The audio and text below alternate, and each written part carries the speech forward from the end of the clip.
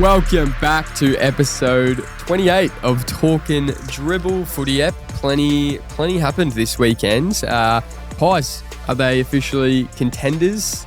Looking very good. Blues upset the Cats. No one saw that coming. The MRO continues to just bewilder everyone. Jason Horne-Francis, very, very narky boy this weekend. And the Geelong midfield. Are they really not what we expect? And of course the Doggies. Are we back? I think we might be. I don't want to get carried away here, but I think we might be back. I think the pubs have arrived in the 2025 season. What a win.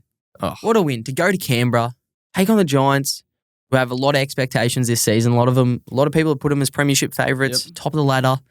And the pups just come in, steam, and drop our best backman the last how many years. Yeah, Jonesy, we were like, look, we don't even... We're gonna rest you for this week. No one expected that. All the Doggies fans were like, what are we doing? Giants don't have any key forwards, do they? They don't have anyone who's like just destroying the league. Not just the best forward in the league. No, we're just like, you know what? We'll just chuck a debutant on him. Little buzzlinger. Get the bus out. The bus is ready to go. Everyone's lining up. The bus is rolling. Every Doggies fan, we're pretty keen to see Buslinger play. He's been on our list for 3 years. Gets a game. He looked nervous at the start, but finished with like the 15 touches. As a backman, didn't really have any stuff-ups whatsoever. Oh, and you're talking about probably around the second quarter as well. We move our other best backman down forward. So we've got possibly the youngest backline we've ever had in terms of Buku, O'Donnell and Buslinger down there. On the Giants forward line. Possibly the best forward line in the comp that we're going up against. Across the board. Yep. And they held up. They held up so well. And it was essentially because the first quarter, the Giants came out, just steamrolled us. Yep. We were not looking anywhere near it, and our forwards could not take a mark. It was Norton, and that was it. And we decided, to put Lob after the first quarter up forward, and we're all like, no, Lob's been killing it up back. I'm loving Blobfish up back. But, it was just the switch, Bevo doing his little masterclass switches again. And to give him his credit. Yeah, it just unlocked our team on the day. And our midfield, after the first quarter, my God, we set the tone. Dominated them. It was insane. And that third quarter was huge, wasn't it? Where we they didn't score in the third quarter. They scored probably until about 10 minutes left in the game. Yep. They'd scored 1 goal in the second half. So they just hardly scored. Yeah, and then just garbage time came and they got a few cheapies at the end. But with the old Lobby situation though, I'm hoping I hope that's not permanent. I do like him down back. I think he's a better player down back. And we were talking at the start of the year, he could have like an all-Australian backman line year this year. Yeah. So I'd like to see him stay there, but I think it was a good adjustment throughout the game. And we were just destroying him through the middle, so it didn't even get down there much. We didn't have much pressure on our backline all game, so it was good. I think it'll be kind of a game day situation because O'Donnell, Buku, Lob, you can kind of just rotate all those three. They're kind of those hybrid type players, so they can all play forward and back. But as you said, our midfield, holy shit. How good. Everyone's just chatting about the Doggies midfield now. Good. It went from a midfield that is just completely demolished and looks like it's well past its time. We lost McRae, we lost Bailey Smith, we lost Dunkley. And you're like, you know what? Is that just a bunch of young guns running around? Is that Joel Frazier running around? Joel Frazier. We posted a little clip of him from last week's ep. Yep. And we're going to double down on it. Joel Frazier is here.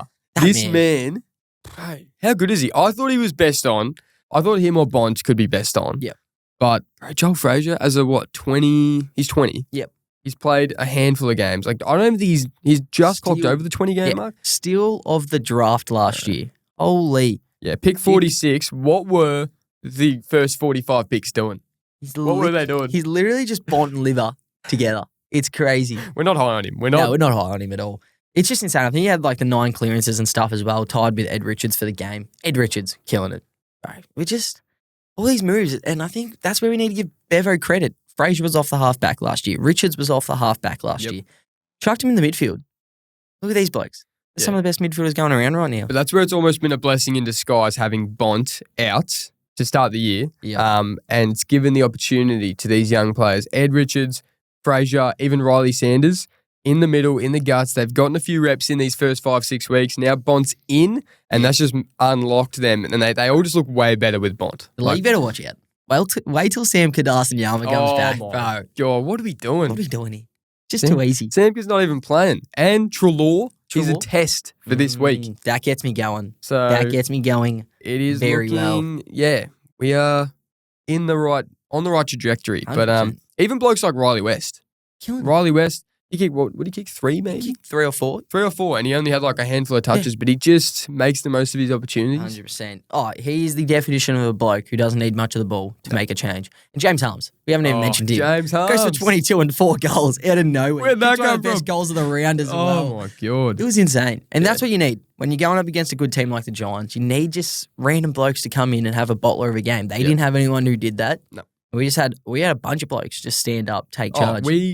Our midfield dominated them, but yeah, we had those little kind of marquee players who just stand up every now and then. They had none of them. A lot of their players were down. Yeah, 100%. and James Harms, yes, stood up for us, and it was great. Even Timmy, I said at the start of the game, I think Timmy might lose the battle contest today, like to Kieran Briggs. Didn't look good early either. Like everyone, and then he just worked himself into the game, and yeah, Timmy got up in front. So. He's getting in the right direction. Last few games, he's starting to show a bit more. He's been better in his ruck craft, which we love. But hey, the pups, we're looking scary, aren't we? We're looking scary. And it's going to be interesting to see what our big top part of it is our coach. Yeah, Bevo, just send the tone on and off the field, isn't he? Got asked about the whole Mara situation, and you know what? I love it. I love it. I love the honesty. Yep. I think a lot of fans would appreciate that. A lot of fans want the honesty from their coach, and he hit us with that. I think you're right. Do you have what he says? I've got what he said. Oh, yeah. So he got asked about the whole Mara situation, and he got asked about Jamarra possibly coming back. And he said, I don't know. That is the serious answer. He will tell you he does, but the actions don't back the words up. He then later said, you can't choose which days you don't come. Damn. That's brutal. That is brutal. I'm sorry, but I think that is a testament to the kind of coach, the kind of leader, and the kind of bloke that Bevo is. Love it. Like he has the desire to support one of our younger players. Yep. And he says that, but then he also expresses just his disappointment that this bloke has let himself down and let the club down. 100%. And his actions aren't backing up his words. He's saying, oh yeah, I want to improve, I want to be there for the club. But he's not backing it up. Do you actually want to be there? No. Because we got blokes who do. Samka just went down. We know he would freaking break off his leg to get back on the field. Absolutely. We've got blokes coming back from injuries, and this guy is out having bevs. Yep. Well, the pups are 30 points up. I'm tipping every other bloke on our list. Most blokes on every AFL list would kill to have the opportunity Mara has. Mm-hmm. And yeah, Bevo has obviously recognised that. He's not stupid. No. And he said it how it is. And he didn't say it like just giving him an absolute smack, like blatantly saying this is what Mara's done. But he said this is... No more sugarcoating it. No, he's not sugarcoating. We're not fucking around here. No, we're not. This is the Western Bulldogs. Doggies. I just can't imagine. Like when you've got Bevo there, and you've got Bont there, and you've got Libba there, and to act like this, you've got possibly the 3 greatest humans to ever touch this earth. All lined up. And to act like that is just criminal. It is a shame. It's disappointing, especially considering how much we gave up for Mara when we drafted him. That year, because we had to accumulate all the points, we had to trade our draft picks away. Yep. He was our only pick we had that year. Yeah. So what's that, 5, 6 draft picks? We invested a lot and could have gotten a lot in return if we traded that away. So, and the expectations are high, but look, if this was any other profession, he would have been sacked. Yep. So if you look at it like that, it's pretty disappointing. Yeah, but sure. Hey, we love the tone-setting move by Bevo. Oh, we do. We do. Says it how it is. I think the Pups are in a great state right now. Feels good to be a Pups fan. You know what else is in a great state? Because we headed there last Tuesday after the pod. Yep. Arthur's Milk Bar. Arthur's Milk Bar. Bont's Milk Bar. Oh, what a place. What a place. It is, great coffee. Great coffee. Great coffee. Bont wasn't there. Bont wasn't there, It's unfortunately. very flat. We were keeping an eye out. Just keeping a little eye out. We might be doing that every day after 100%. the pod. I feel like as soon as we walked in, it felt like he wasn't there. Because you know there's a presence. Oh, yeah. And the presence just wasn't felt. No. Like there was our presence, but our presence isn't strong enough. Probably not. Saw a bloke running down the street as well. We both thought it was him. Thought it was him. He thought it was coming towards us. But yeah, big tone-setting move by Bont. He's got a great little milk bar spot there. So if you're in queue, go down there. Just plug it out this milk bar. Yeah. Smash a coffee. It's quality coffee. Anyway, we've had plenty of dogs talk. MRO. Paul Curtis, 3 weeks. People saw this coming because the bloke got concussed.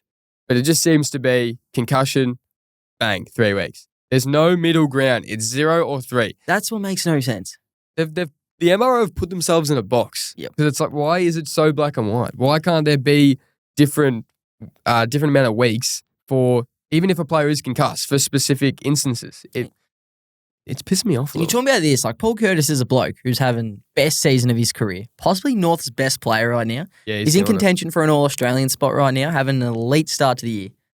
3 weeks of footy is a lot of footy to miss. A lot. That is a lot. When you're talking about it's a normal tackle, and they're saying that, what they expect is when you're doing a tackle like that, you have to let one arm go while you're hitting the ground. Yeah. That is physically impossible for these blokes to freaking do that. Well, he Like, was what are we tackling talking him with about? all his momentum going forward, and they went forward, and then he's got both arms. How is he supposed to be, as he's falling, let go of one of his arms? That's how they end up getting handballs away and stuff as well. So you laid the perfect tackle and you get penalised for that. Like, I know how serious concussions are and we got to take care of that. So he's been concussed. That's fair enough. Maybe a week or so. Yeah. 3 weeks. That's just criminal. That's the thing. It's like, okay, well, if you give someone a concussion, maybe it can just be a 1 week thing. I'm not sure. But it shouldn't just be 0 or 3. For something like that, that is a very simple football act. 100%. And 5-10 years ago would have been an absolute perfect tackle, and it's a free kick. But yeah, you got to feel bad for Paul Sick. Curtis, and they've been stitched up a few times. Like even round 1 against us, Archer, he got suspended for essentially getting his legs taken out by Luke Cleary. Breaking his leg. Yeah, so Yeah, the shin boners are just copping it. yeah, Talk about kicking a man while they're down. yeah, I know. They're just in shambles. Poor And the blokes. AFL is just like, you know what? Let's just make it worse for them. Yep. Let's just be as shit of blokes as we can to these little shin boners. Well, talking to shit blokes. Well, no, not a shit bloke, but Jason Horne-Francis. Oh, bro. That was a sight to see. Yeah, not a great look. No. Seemed to carry on a bit against his old club. They no doubt were getting stuck in They him. were poking the bear. Oh, they were. And he took the bait. And look, I actually don't necessarily have a problem with what he did on field. Like, just obviously he gave a 50-meter penalty away, like a free kick and a 50. Very stiff, which was a bit stiff, but he was obviously copping it and he was sticking up for himself. But the fact that Kenny tried to talk to him at one of the breaks with the leadership group there, like with Butters, with Rosie there, and he just wasn't.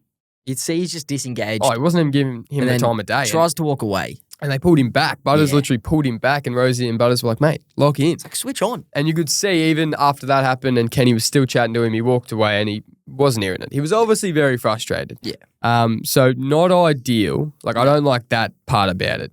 But look, he's young. He's literally, 100%. 3 years into the league, 4 years into This the is league? thing. And Big Corn brought this up as well, which is fair. So everyone praises Bailey Smith for what he's doing right now. Throwing the birds up, swearing in his post-game interviews and stuff. Just the character he is. If Horne-Francis was doing that, holy shit, the media would have a day out just abusing this bloke. Yeah. Because, you watched the game. Half of it was literally just started by North. Just getting to him. Yeah. Simpkin comes in, bumps him in behind the back. Horne-Francis gives him a push.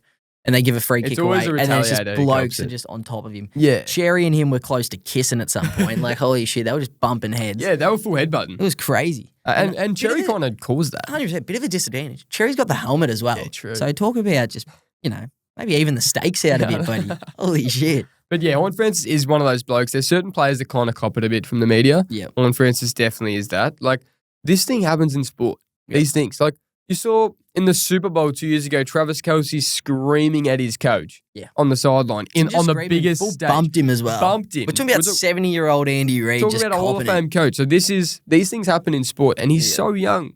Like, he's 3-4 years. He's allowed to make mistakes. He'll be fine. That's the thing. It's literally just the off stuff. It's the stuff with Ken that was concerning. Like, you can't be doing that. When you got your coach, you got your captain, your vice captain there, having a chat here, and you're turning away from him. That's probably the concerning I just think part. it's a bit like the media just gets stuck in him so quick, and it's just like, mate, Don't. just like tone it down. He's literally like, he's young. They question his leadership. It's like, bro, he's Like, bro, in 5-6 years' time, he's not going to do something like 100%. this. If he started at Port, I don't think they'd be bringing this up as much. I think it's because the whole situation that went down with North, and they bring that up. But just a little side quest there, though. Yeah. Was that one of the shittest games of the year? That was a tough watch. That was just shit footy played which game? everywhere. Port North. Oh, Port North. It was so bad. Bro, the kicking was a try. I've never seen Nick Larkey be so bad in front of goal. My Coleman pick. Right, He's let me down. This is Chiefs' fault. Jason Dunstall. This was on him. He was commentating, jinxing every single kick. Nick Larkey's first kick. He's like, he's not missing from here. He's the best kick in the AFL. Shanks it left, gets it again, and he's like, he's about 40 out right in front. He's like, he's not going to miss this one. And then shanks it right. Then Georgiades had a few shanks. Sam Powell-Pepper missed from 10 metres out. It was just bad footy. It was the commentator curse is real. It really is real. As much as we don't want to believe it, it's a real thing. Just like the talk and dribble curse. It is. Big question. Are the Pies for real? Are they actually true premiership contenders with this team? I think so. They are extremely hot Pies right now. Bro, a big Anzac Day win. Essendon were coming for them. And they just look, their defense is holding up so well. Yep. I saw a stat from their 6 wins across the first 7 rounds. Average points against 59.6, by far the best in the league. Yep. That's on par with the last 4 premiership winning teams. On par. So they're looking good. Yep. I'm telling you that. And still side bottom, bro. Turn back the clock on Anzac Day. Bro, tip your hat.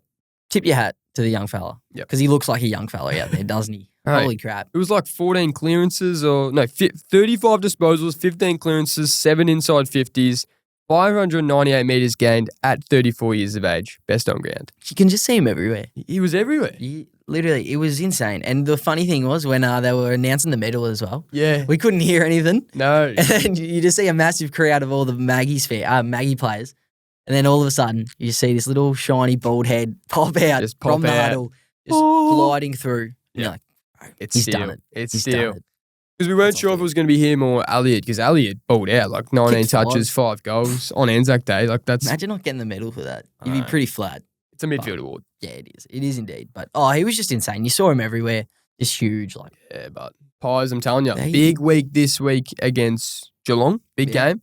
That could be that'll be a big test to see where they're at, because they had that big loss to Giants. Yep. And they've had 6 wins on the trot, top of the ladder.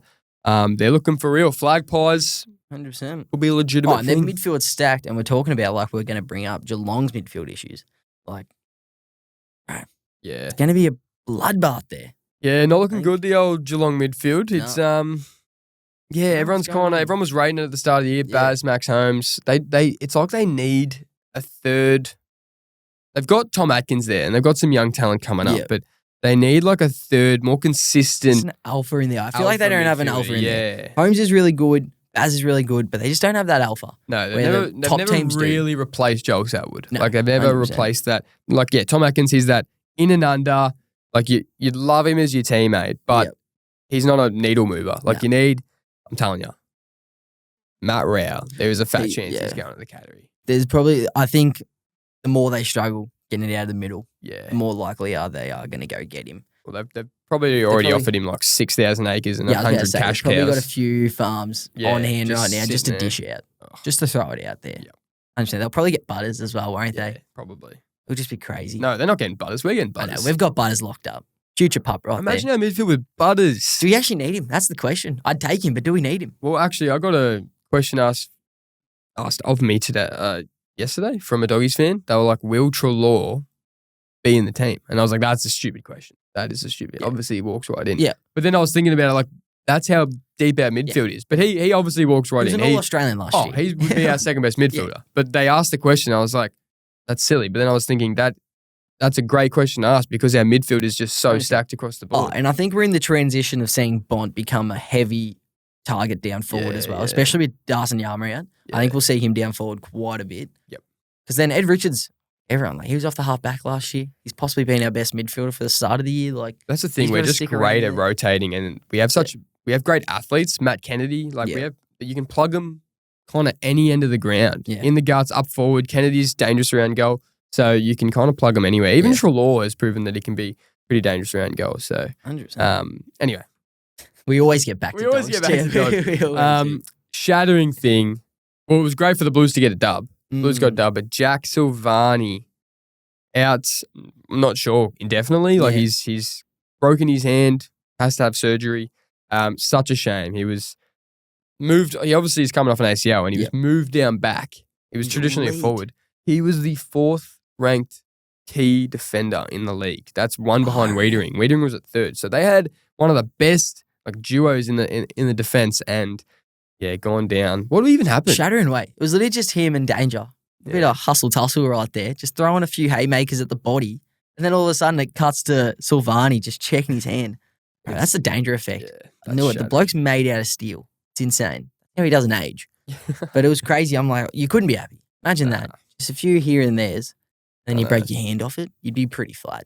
Yeah. So, it's shattering for Baggers because it looks like they're starting to get back on track. I know. And their backline's been holding up. Like, it held up really well against the Cattery. Danger was non-existent that whole game. It's going to happen. When he's that age, he's playing more up forward. He's playing that half-forward role. So there can be games, just the nature of the position, that you're not going to get your hands on the ball as much. You can't really. Like, it's you just got to take your opportunity when it's there. And Carlton's defense is actually looking half decent. So it'll be interesting to see how it looks without Silvani. Have we heard on Zach Williams yet? Do we know what happened? No, I'm not sure. Because they were thinking Achilles, weren't they? Was it Achilles or? Yeah, I'm not sure. I can't remember. But that was sad to see him go down. He just can't stay on the track. I'll take a He trip, starts to put some good footy together, and he just I know. can't stay healthy, which is sad to see. Yep. But that's all right. You know who we want to show some love to, though? Harry Mackay. Harry Mackay. I think we give him a little round of applause. Good job.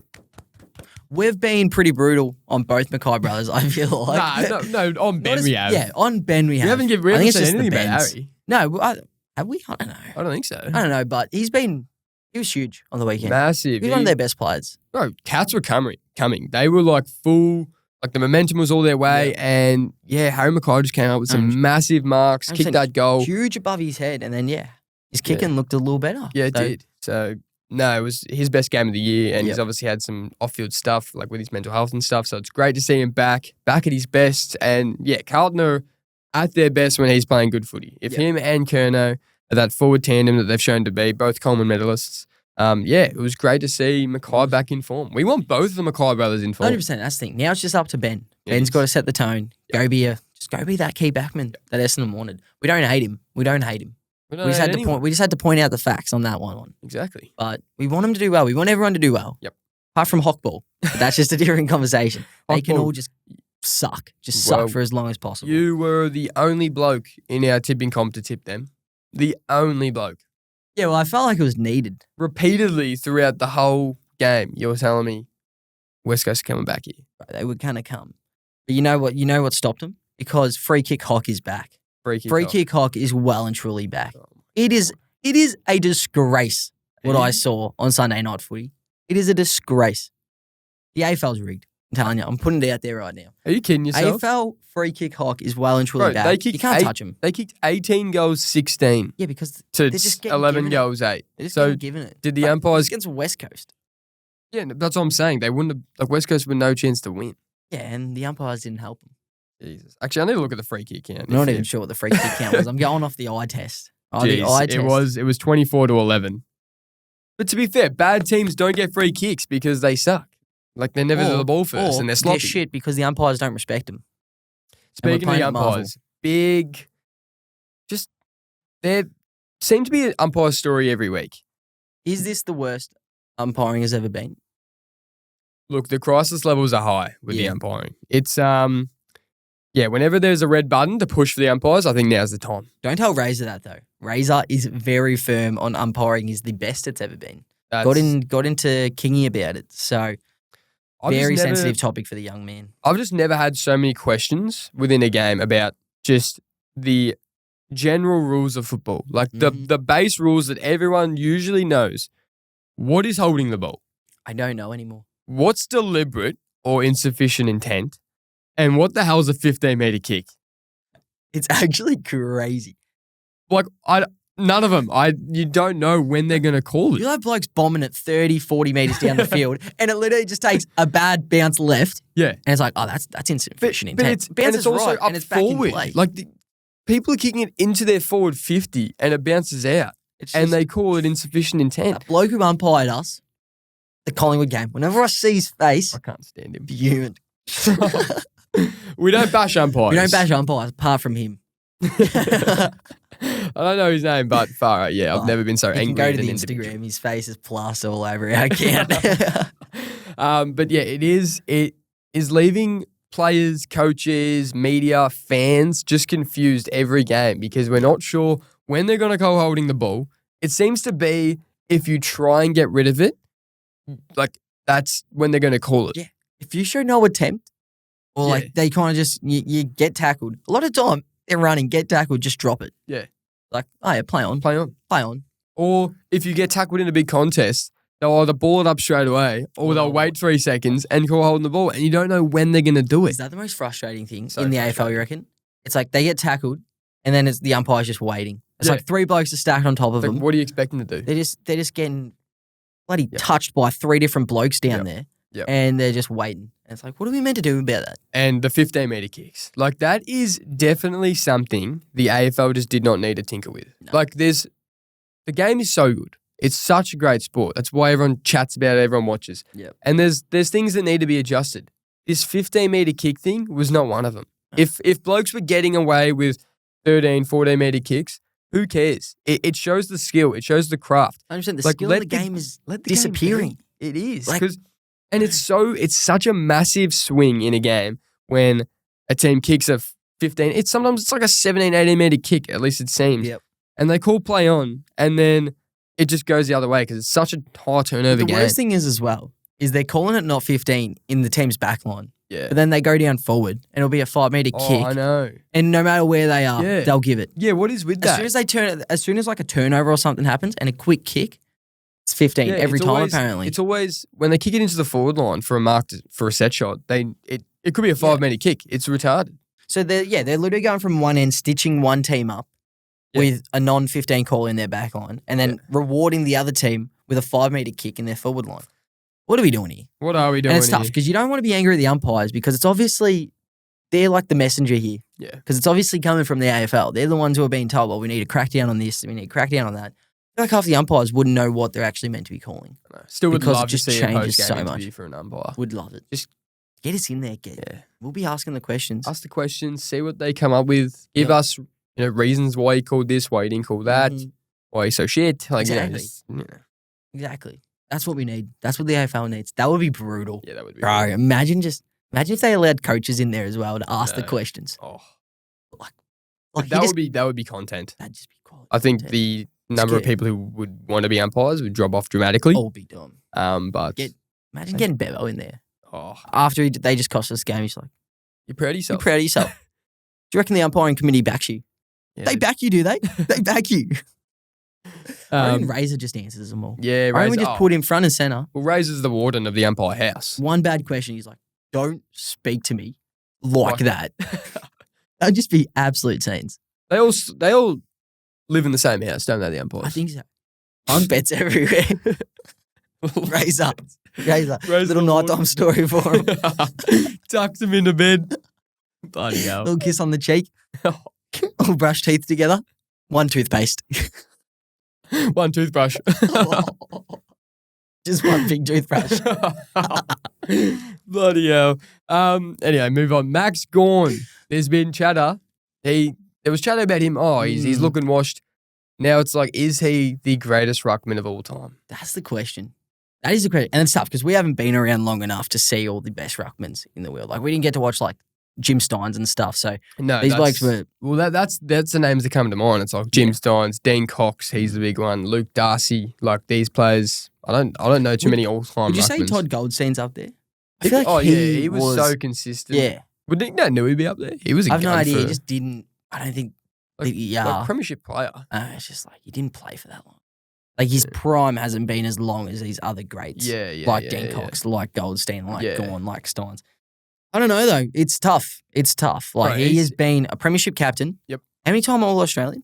Oh, I reckon 7. Oh, no, 6 or 7. Yep. I think he might be tied with Bont. Yep. He's been the best ruckman for the last, 7, 8 years, without a doubt. Like, it was him and Grundy, but he's always been the better one. Yep. There's Timmy got an All-Australian nod 1 year there, but he has been the best ruckman for our generation. He's what keeps Melbourne kicking. Like, he's the heart and soul of that club. He's that good at football. Yeah, and he's just such a great guy. He is. You just got to respect him. Do you reckon he's the best media-trained player in the comp? Yeah. Does he miss on a question? Oh, well, him and Bont. Yeah. Like, him and Bont are just, their responses are completely different. Class. Like, Bont is just on an all-time level of class. Yeah. Gawny is so normal. He's just such a normal guy. So down to earth. So down to earth. He just takes it as it is. He does. You can just see he just kind of answers the questions by being a good bloke. Yeah. And you love to see it. You love to see it because I hate Melbourne. Yeah. And I love Gorney. Yep. There's just other factors to them that just well, piss he me ran off. rings around Nank. He had 34 hitouts and 25 disposals. Do that on Nank. Nank is a giant of a human being. And he just bro. absolutely bitched him. All out. But, It's pretty crazy. Yeah, so It's that's... tough. Yeah. I'd like to give him the nod. Obviously, we haven't been around long enough to see everyone at their peak, but pretty crazy to think someone's been doing it for this long, I know. at this high of a standard, You got to respect and it. being the skipper, just pretty impressive stuff. You got to respect it. 100%. And if Gawn was coaching Sydney, would Sydney be as shit as they are behind Dean Cox? That's the questions we need answered. Big question. Get Gawney as the coach, and that's how we'll figure it out. I don't know if that's the I think it the is. aim of the conversation. Nah, I think it is. All right. I think I know what I'm talking about here. All right. Tell you what knows what it's talking about. The premiership window is back. The Yes. premiership window. Right. It's back. Fox Footy last night. Back for the first time this year. Bucks and Brownie were just analysing. Yeah, just chopping it up. It was great. It was great to see. Yeah. We missed the premiership window. We're big fans of it. 3 teams are currently in the premiership window. Do you know who they are? Nah, far Yeah. away. Oh, do you want to guess? Oh, you want me to guess? Yes. Okay, in the premiership window. Actually, okay. no, you won't get them. I think I can. All right, go. Okay. I reckon Gold Coast. Yep. Gold Okay. Coast are in there. Surely Collingwood. No, Pies are not. Pies? They're- Hot so Pies aren't in the Pies are premiership almost. They've window. got the best defense, but their offense, they're not scoring enough points to be in the premiership window. Ah, really? Would, just because they're pure dominance in wins, would Crom be in there? Crom are not. They're not in there. Crom are not in there. They're approaching. They're like partly in there, Yep. but no, they're literally the 4th team below these 3. Don't tell me freaking Hawthorn's in there. Hock are in there. So Hock are in obviously there. the premiership window is just a load of shit because that team sucks. Alright? They suck. Bro, they're in there, and no team has ever won the premiership without being in this premiership Yeah, window. but we were in there last year, so we should have won. Why didn't we win the Well, premiership? Brisbane were in then? there last year and they won it. Are Brizzy in the premiership window? No, they're not. All right, so we got 2. I got 1 left. Wait, who have you guessed? Gold Coast. Oh, Gold Coast, and Hock. Yeah, one more. There's 1 more. Cattery. Cattery. So Suns, Cattery, and Hock, they're in the premiership So three window. teams that have completely shat the bed this year are in the premiership window. No, but they're all top 8. Hock nearly lost by 100 to Port at some point. Hock. Oh yeah. And then Geelong just lost to Carlton. No, but everyone has bad Gold Coast games. lost to This Richmond. is over 7 rounds of football. Gold Coast lost to Richmond, my friend. Yeah, 1 game. You're the one so high on them. Yeah, well, Anyway, Pies, Dogs, and Brizzy, we're almost in there. We're approaching. Oh, and Crom. We're all kind of approaching. all right. But it's good to see the premiership window back. It really does paint a picture of where each team's at. And it gives you, it basically says you can win the premiership or you can't. Yeah, right. Dogs will be in there after this week, All right. taking down Pawn, and we're going to bounce back in. All right, bet. Back us in. Bet. Okay, we'll do our better Brownlow. 100%. Better Brownlow. Oh, So real quick, though, one thing to touch on. Few concerns out west. Ali Reid gave away, 7 free kicks? 7. 7 free kicks in one game. Damn. So just a little concerning there. Obviously, it was against free kick Hock, though, so questions will be asked Yeah. by myself. But I just thought I'd add that in there. That's just a few red that's flags a lot of free up kicks west. for one bloke to give away. Yeah, 100%. But we'll Um, move into our better Brownlow. You've got our let's move to votes. Better Brownlow. So top 5 players for the round. So with the 1 vote, we went Zach Bailey. So he was 26 disposals and 2 goals. Completely dominated the Sainers. So this isn't just a midfield award. No. It's doing a lot of things. The midfielder and forward award by the looks of Generally, I it. still don't think a defender's gotten their name on the better Brownlow, but that's okay. 2 votes. Lloyd Meek. Jeez, wouldn't expected this guy to be on here. No, Ruckmans don't poll. They do on the better Brownlow. They do here. They do. 50, what was it? 58 hitouts. If you're getting 58 hitouts in a game, you're going to appear on the better Brownlow. It was against West Coast. It was against Matt Flynn, so I don't even know if he's a ruckman. we might have to reshape that. So 2 votes, Lloyd Meek. 3 votes, James Harms. Yes, sir. Give him a clap. Round of applause to James Harms. Best game for the Doggies. James Harms, 22 disposals and 4 goals. If you're kicking 4 goals as a midfielder, midfielder/forward, Yep. you're going to get yourself on the better Brownlow. So that's 3 well votes. deserved. Yeah. Well deserved, Jimmy. It's funny. Well, he probably wasn't even best on, but No, he gets the 3 votes for the better gets- Brownlow. He got the 4 goals. That's it. 22 touches. 4 votes, Jamie Elliott. Yeah, huge. The Collingwood Huge. Magpies, Flagpies, big Anzac Day. This gets the nod over these other players because the atmosphere, like the moment. Anzac Day, such a big game. 5 goals and 19 disposals. Massive. Yeah. Stiff not to get the 5. 100%. And stiff not to get the middle. Exactly. He was the second best player of the round, and he didn't even get best on ground in his own game. And that's who did that? Who could that be? Side bottom Steele. The bald-headed baboon. Oh, what a man. Oh, just his shiny We'd head. speak about that bald head all day, couldn't we? Really could. Could use a whole ep on it. Oh, I think that's definitely a highly sought-after episode. Yeah, we'll probably have to get on top of that. 5 votes for the better Hey, Brownlow. love that better Brownlow. Yeah. Job well done there. That was really good performances. Didn't it see was Bont tough. in there. Didn't see Bont. Bont was actually a chance. Didn't see Fraser in there. No, didn't see Fraser. Didn't see Ed Richards in there. No, didn't see Ed Richards either. A little concerned. Do coaches get better Brownlow votes? Bro, coach is getting to the team of the week. Didn't know SEN team that. of the week, Bevo. That's the first time I've seen that, surely. They're loving Bevo. Okay.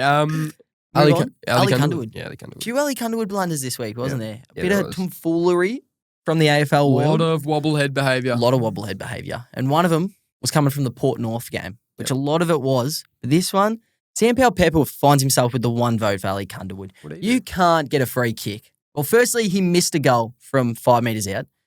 Gets bailed out with a push in the back free kick. He gets given the ball 10 metres out. 10 metres out right in front. Decides to kick the ball into the mark.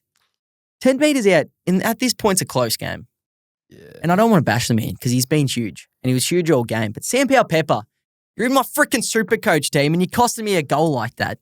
Find yourself on the Elly Kunderwood 1 vote this week. I feel like it's a bit.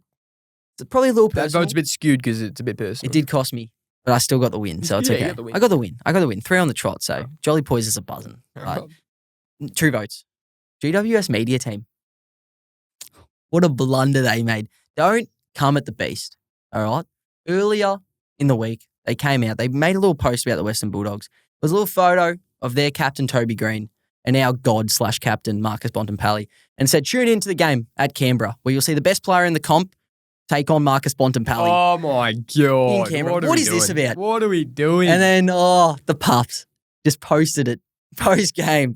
Post-game, tagged Giants in it and had, along with it, Bont's cash converters photo from his ad in there of him smiling at himself. That's so good. I'm like, if you're making blunders like this, you find yourself on the Elly Kunderwood. And you need if you're making calls like that, Yep. that player needs to stand up and you need to get the win. 100%. You can't have a blunder where you're missing 15 metres out and hit the post.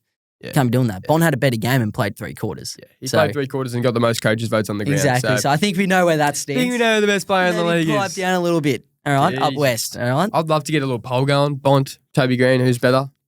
Is it even worth our time to do that? Toby Green's a good player. Very good player. Moving on, number 3, like we've mentioned quite a bit, Horn Francis finds himself with the 3 votes for the Elly Kunderwood. Yep. Had a blunder, actually had a good game, Yeah. but then just got absolutely bitched by his whole team, by the whole North Melbourne side. Jai Simpkin getting into him, Cherry getting into him, just the whole lads just berating him. Luke Parker was in him all game.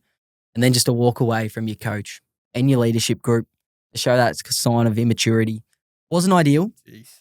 And that's how you find yourself with 3 votes on the Elly Kunderwood this Hey, week. no, lot of wobblehead behaviour in round 7. behaviour. So, The lads need to pipe down Yeah. because we don't want to be giving these Elly Kunderwood votes out, do we? No. We want to see top tier footy. that's it.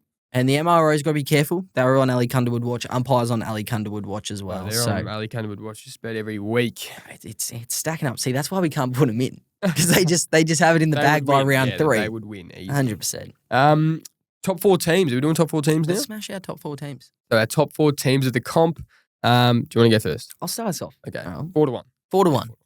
Coming in at 4. They had a bit of a blunder last week, but I think they've done enough to get themselves back into my top 4.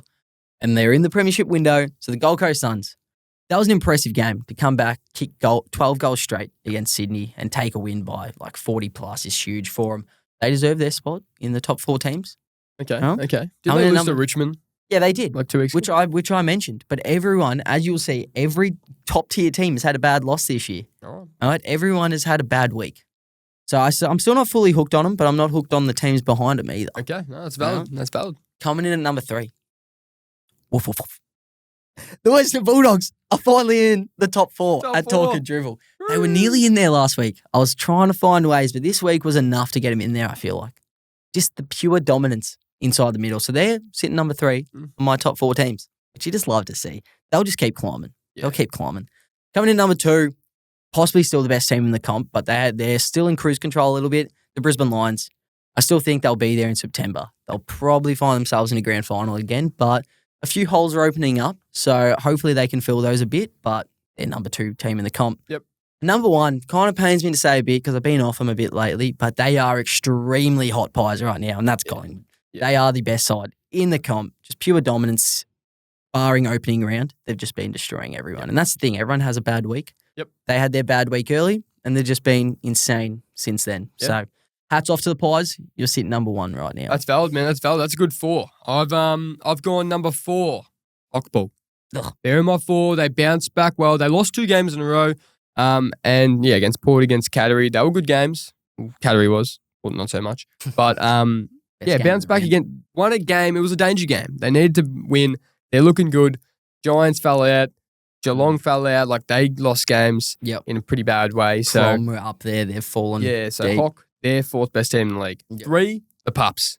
The Pups are in the top 4 teams. They are. We have not put a bad game together yet. Yep. We're 4-3, and we've had 3 tough losses. But we are playing some good footy. And our midfield is stacking up as good as anyone else's in the comp. So Pups are in there. Number 2, the Lions. They're only below Pies because they got annihilated by them. Yep. I had them won most of the year until they lost to the Pies. And then I've got the Pies. So that's the top 4 teams. So pretty similar. You just decided to put a shit team in your top 4 at 4. Is that right? Bit unnecessary. Just the woos and peas, the poos and peas in there. Poos and peas. Yeah. Yeah. So Hock, I fully expect Hock to still be a top 4 team by the end of the year. Well, they've got an easy run. They've got Richmond and Melbourne next, so they'll lose probably both of them still. Anyway, you won't be getting my tip. Let's smash through our tips for round 8. So we'll start off with Essendon v North. Essendon $1.45 favourites at Marvel. Snooze fest. Give me the Dons probably. Oh, North showed a bit of fight, but I can't put any more trust in them. They've burned me too many times this season. Give me the Dons. Dons? Yeah, they showed some good signs against Collingwood. Give me the Dons as well. North, I've tipped them about 3 times this year, and they've lost me every one. So, St Kilda v Freo at Marvel. Freo $1.73 favourites. Yeah, give me Freo. I know they can't play in Melbourne, but I think St Kilda are pretty shit. I'm not going to lie. I'm pretty far off them. And I think Freo's starting to put some good footy together. Made a big call on them last week because I put them as my best team in the comp heading into the year. Yep. Was told everyone I stuffed up last week. Would slightly be back on him this week. God, he just backpedals and bloody. No, they're just starting to show a few more signs. Yeah, I think Freo, like, they don't play well in Melbourne, but they're way worse at the MCG. So, and St Kilda are not good at football. Not good at Ross all. is no longer boss. Ross is not the boss. Freo? Yep. Dogs v Port, Saturday, Mars Stadium in Ballarat. $1.37 favourites, the Pups. $1.37. Right, get down to the Rat. Injured Dogs are still the best team in the comp.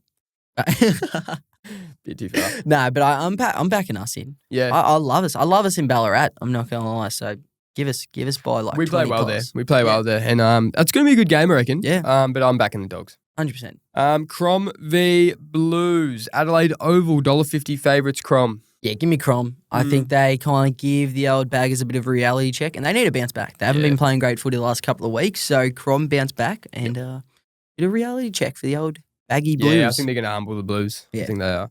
MCG, Saturday night, big one. Pies v Cattery. Pies $1.60 favourites over the Cattery. Huge game. Give me the Pies. Hot Pies. I'm steaming on Hot Pies right now. I'm off the Cattery a bit. Yep. I think they've got like we mentioned, big midfield issue. You're talking about Dacos. Dacos, you're talking about ageless Bottom and ageless Pendlebury. Yep. All right, back. Give me the Pies. I like it.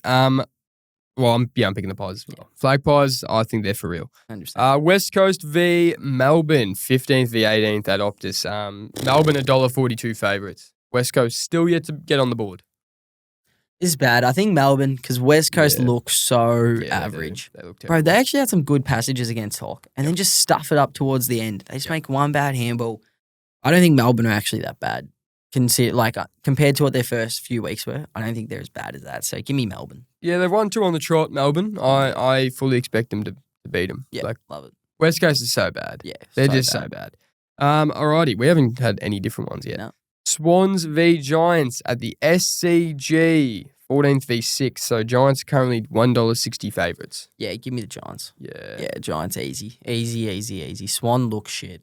Yeah, it's hard. I want to pick Swans, but I think I have to pick Giants. Yeah. I don't see them putting 3 bad weeks of footy together, Yeah, Giants. So Adam Kingsley won't let that happen. So Giants for me as well. 100%. Hock v Richmond. Give me the Tigs. Give me the Tigs. Easy win for the Tigs. Basically just a free game this round, isn't it? Okay. You can Noah Bolter play? What time's the game? Oh, what is the game? 3:20. Oh, Bolter can play. Bolter can play. Doesn't have the curfew. Yeah. Oh, that's great. That's a walk in the park. Yeah, nah. Hock, I'm telling you, who's going to score on him? Who's going to score on that Tigs defense? Give me the Tigs. $1.06 favourites, the Hawks. Right. That's free money. That is free money. Smash it. Smash it. So you're going Richmond? Yeah, Richmond for sure. All right, last game of the round, Lions v Gold Coast, 2nd v 3rd at the Gabba. Ooh. Lions $1.54 favourites. I think I'm taking the Lions at the Gabba. I'm still not convinced by the old Gold Coast Suns. Yep. So give me the Lions. I think they get over the hump again this week. Yeah, good call. I'm taking the Lions. Yeah. I'm taking the Lions. Yeah, I don't think Suns have beaten them at the Gabba. That'd be a huge win though. Yeah. That'd be a great way to just really cement themselves as a top team. Yep. 100%. Should we smash out this Who Would You Rather before we end up this ep? Yep. 100%. Got a Who Would You Rather for Benny here. Josh Dacos edition. Okay. All right. Here we go. We'll start us off. George Hewitt.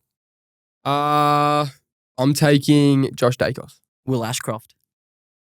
Said you over there. Right now, Josh Dacos. All right. I'm taking Ed Josh Richards. Dacos. Oh, that's so tough. Look, Josh Dacos is the best and fairest winner in a premiership side. So right now, you'd have to take Josh Dacos. Not a chance. Jordan Dawson.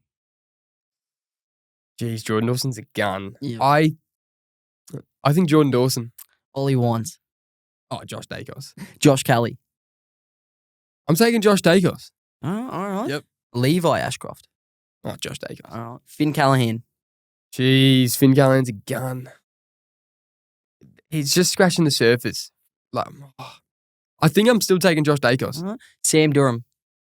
Josh Dacos. Sam Walsh.